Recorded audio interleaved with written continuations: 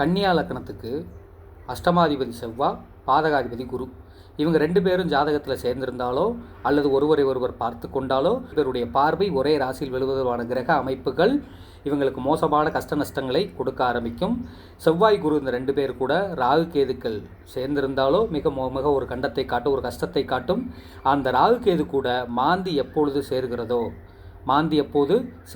இது நீங்கள் கோச்சாரத்துலையும் கவனித்து பாருங்கள். இதில் ஒவ்வொரு படியாக போகலாம். முதலில் ஆரம்ப நிலை என்பது இந்த லக்கணத்திற்கு யார் பாதகாதிபதி, யார் அஷ்டமாதிபதி அப்படிங்கிறத பார்த்துட்ருக்கோம்.